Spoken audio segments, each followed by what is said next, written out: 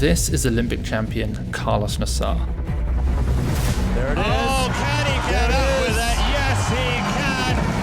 The #1 weightlifter in the world. And this is a full day of training as he prepares to set his 9th and 10th career world records at the 2024 World Championships.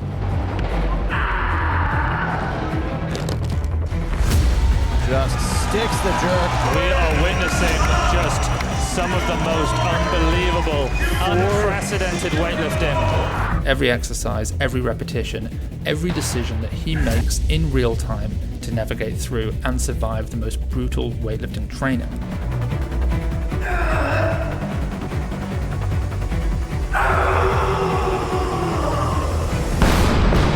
This is a full day of training with Karlos Nasar.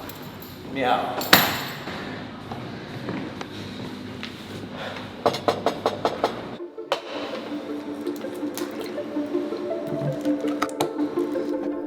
Karlos Nasar rose to weightlifting stardom as a 16-year-old. Here comes Karlos Nasar for Bulgaria. He's done it! That is unreal. 16 years of age. Setting his first senior world record and becoming world champion by 17. Breaking further world records in different categories throughout the rest of his teenage years, and then by age 20, he won the Olympic Games by a larger margin than any other gold medalist. Easily give him a new total world record.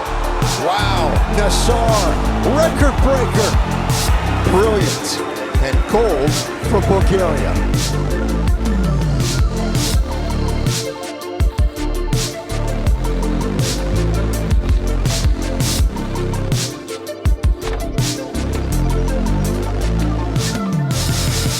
Karlos is now the most popular athlete in Bulgaria.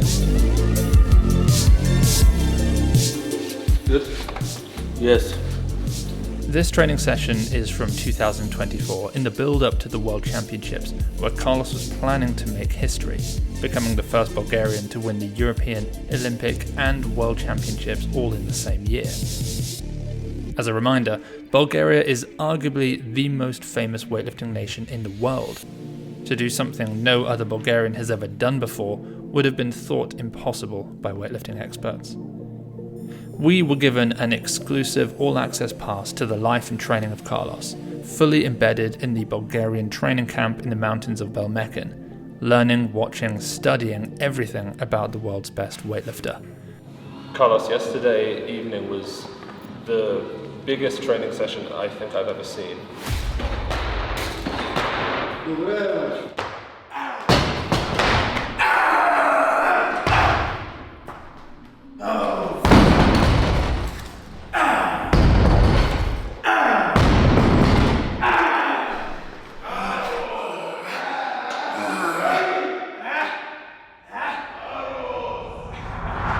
How does your body feel today?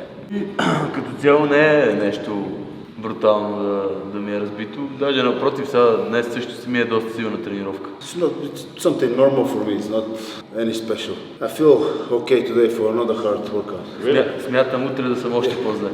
Tomorrow I have to be again more. Yeah. Today is ready for another workout. Does he feel more, after training session like that, is he just more hungry or more sleepy? Because after that, we played table tennis for 2 hours with him. Не, напротив. No, I feel energized. No problem. Кажи, ако бях загубил на тенис, ще да е така, обаче аз като печеля и се мотивирам. When I win on table tennis, I feel motivated after that, I feel good. He lost 2 games to us. Да, спечелих колко? 5? 4 или 5 спечелих? I lost 2, but I win 5. Кажи, аз загубих, за да не ги загубя като опоненти. He said I need to give you some, to win because you're gonna leave, I need some opponents. Oh, and a quick disclaimer, neither Weightlifting House nor Karlos Nasar recommends that you attempt his style of training. It's taken well over a decade for him to acclimate to. His first practice of the day almost always starts off with squats, generally front squats, building up to either a heavy single, triple, or even a set of 5.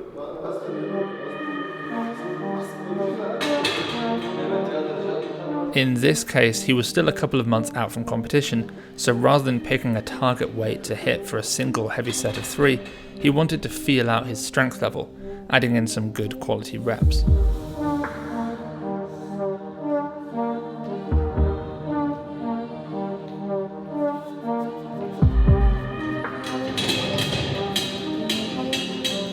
As a result, he hit 3 triples between 220 kilos and 230 kilos.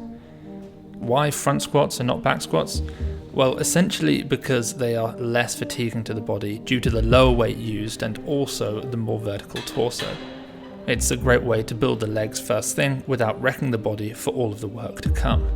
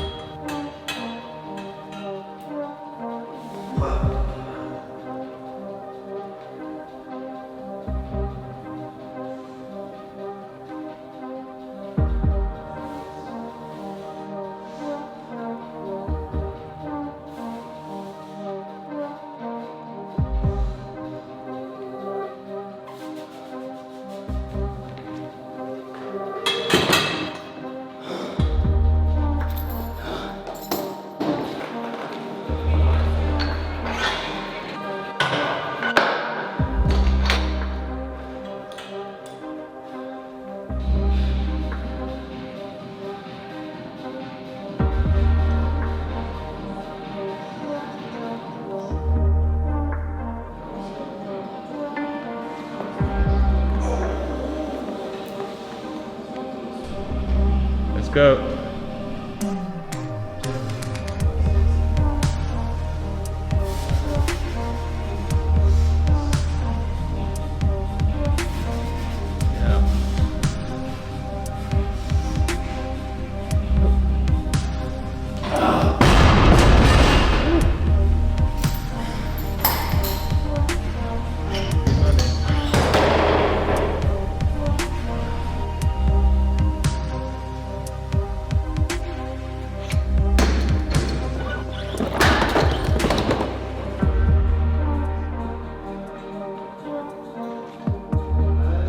It's a government base, you know. It's a bit difficult to get money for anything from government.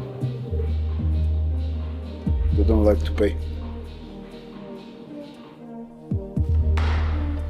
Karlos' second exercise was snatches from blocks, a variation with slightly lower specificity than we normally see from him, but one which, 2 months out from competition, was a good way for him to get in reps while focusing on the most explosive portion of the lift, i.e. from above the knee.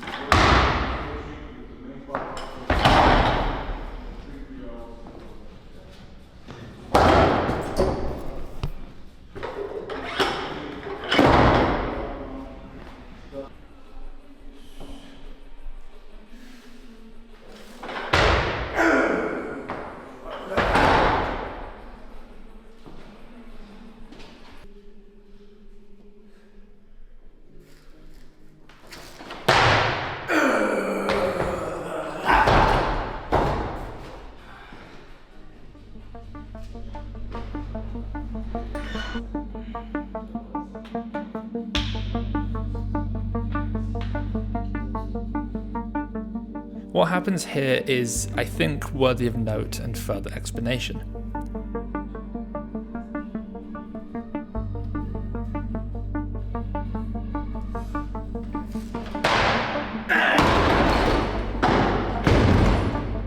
Karlos feels enough pain after his miss at 160 kilos to call it a day, but for that exercise only.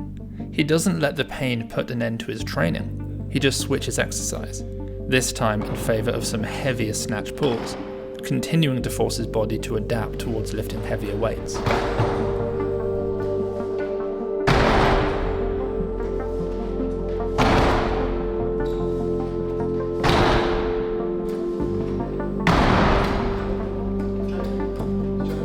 Karlos Nasar's training program isn't an exact science, and it differs from the traditional Bulgarian methodology. His first coach, Ilyan Iliev, taught him a training model which worked incredibly well for him, and so in the winter of 2022, after his coach's tragic death, just a few kilometers from this training hall, Karlos vowed to continue following the same program.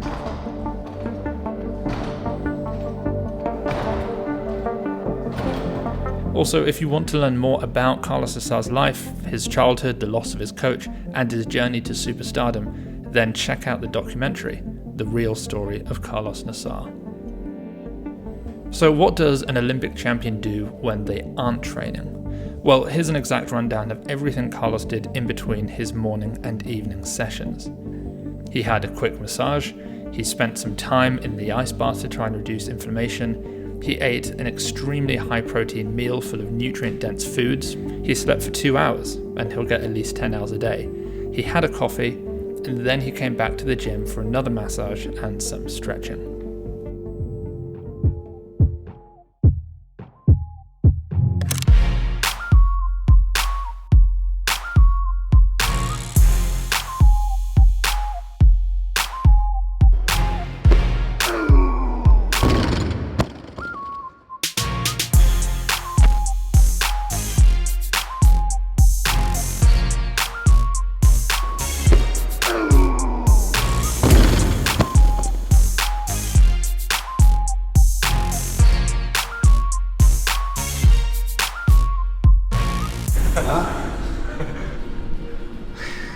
Bulgarian mobility. Deep. This is from my toilet. A common misconception about the best of the best is that they spend an enormous amount of time warming up and stretching. The reality is that most grab an empty barbell, move it around a bit, squats, pulls, presses, twists, rotations, that sort of thing, and then they add weight and lift. You rarely see any real stretches prior to training sessions. You never see foam rolling or theraguns. It's just barbell and lift. In this PM session, Karlos did spend a bit more time warming up than we've ever seen previously, but it being his 6th session in 3 days, he was feeling more beaten up than usual. What Karlos does differently, and what only one other super elite weightlifter in the world does fairly regularly, it's Lasha Telekadze by the way, is to have lots of massages. Where Lasha had one before most training sessions, Karlos is on a whole other level. He gets them done before training, after training, as many as 4 per day, as few as 2.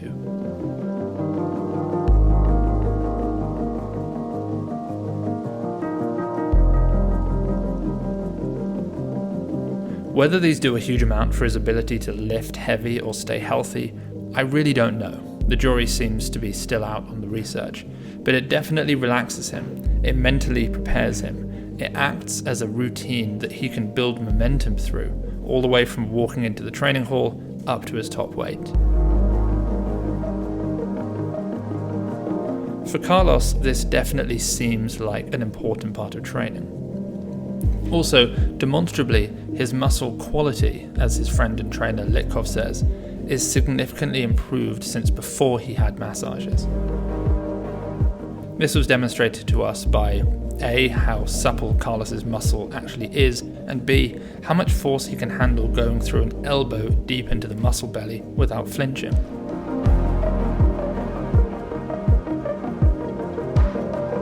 For what it's worth, I experienced one of Karlos's most intense massage sessions on me. I had a bruised chest and biceps for nearly a month. As a total aside, Karlos found my experience of his massage absolutely hilarious. I didn't touch you. I guess there's a camaraderie to be found in sharing a bad experience. His afternoon session included clean and jerks, clean pulls, muscle snatches, back squats, and pull-ups. For the clean and jerks, he did 1 clean and 2 jerks, a typical variation used to put more focus on the jerk.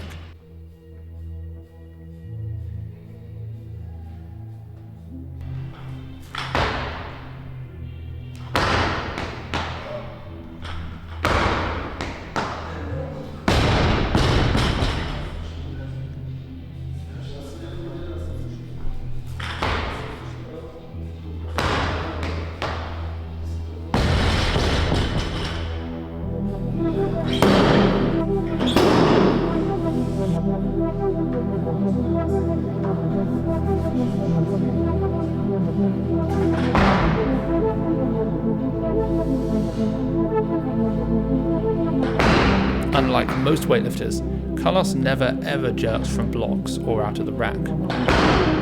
Always after the clean. In competition, he's now taken 44 international clean and jerk attempts, missing just 7, 4 of which were world record attempts.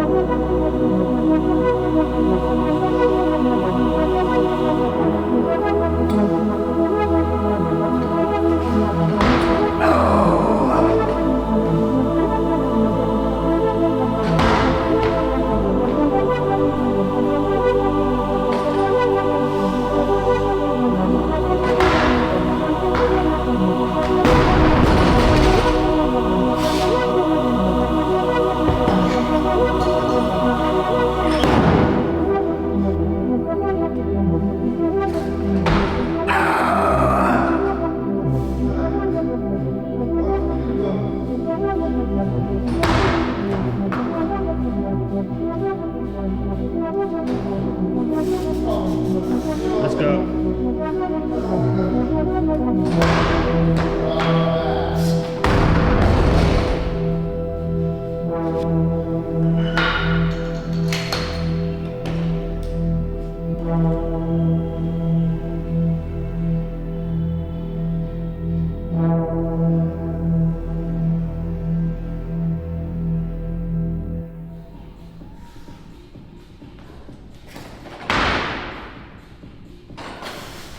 Interestingly, in this session, he doesn't attempt the second jerk at 200 kilos.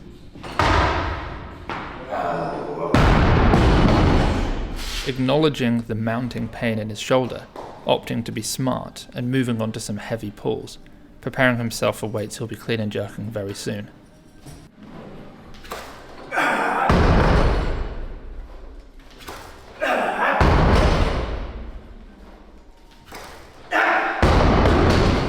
Okay, back to Karlos's training program, the one he was taught to follow by his late coach Ilyan Ilyev and has stuck to his whole career. The training program roughly laid out how frequently to train, how often to squat, how often to snatch and clean and jerk, a selection of different variations of each lift that could be rotated in during different periods of training, exercise substitutions when pain got in the way, and above all, an overarching theme of going by feel. Always listening to your body, always finding a way to push forward without stopping. sidestepping obstacles, searching for ways to push the rest of your body when one part lets you down. It was the blueprint of a system rather than a restrictive to-do list. And because that overarching theme of going by feel is so inbuilt, there is no sense of disappointment from Karlos when an obstacle, like a sore shoulder, gets in the way, because it's baked into the plan. Essentially, if this hurts, stop doing it. Find something else and do that instead. Never stop moving forwards. Karlos's approach differs tremendously in two distinct ways from the traditional Bulgarian method of maxing out multiple times a day. The first is that the late Ivan Abijayev, the mastermind behind the system, told his weightlifters to ignore pain, to block it out, to accept it as part of being a weightlifter. This is the opposite of Ilyan Ilyev's program. The second is that they would take multiple attempts at missed heavy weights, repeating over and over until they make it. Karlos does neither. As Dr. Mike Israetel told me in one of our many podcast episodes, the Bulgarian program is a whittle program, i.e. it just whittles a pool of athletes down via injury and burnout until a small handful of superhuman weightlifters remain. If you want to try the Bulgarian method, Dr. Mike said, you can, but be prepared to be one of the ones who gets whittled away. Karlos's choice to muscle snatch gives us further insight into how he handles pain, sidestepping obstacles to continue with his training. He likes to get 2 separate snatch stimuli per day. Normally that would look like hang or power snatches or even just regular snatches in the morning, followed by regular snatches in the afternoon. Considering his shoulder pain, which he deduced was being aggravated by the weight on the bar rather than the overhead position, he opted for the lightest variation of them all, the muscle snatch.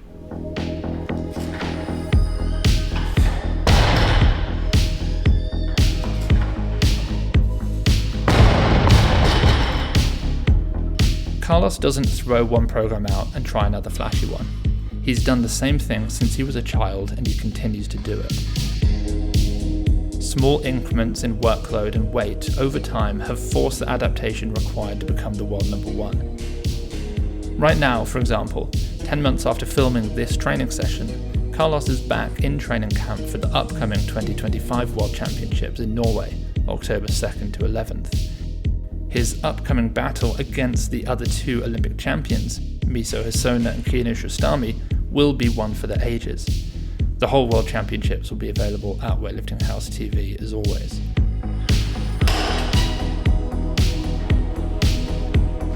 One of the questions we see asked most often is how frequently Karlos squats.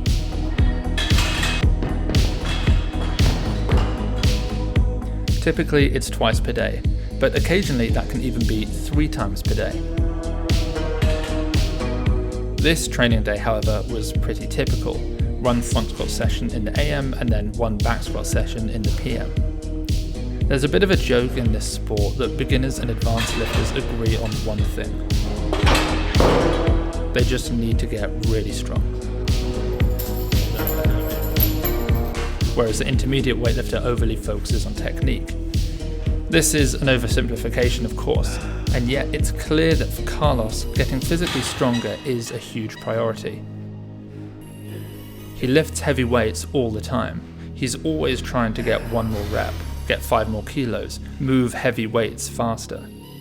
He knows that his technique is pretty much locked in for life. The difference between his current world records and his future world records lies in both physical and mental strength. As Karlos once said, if you want peace, be prepared for war.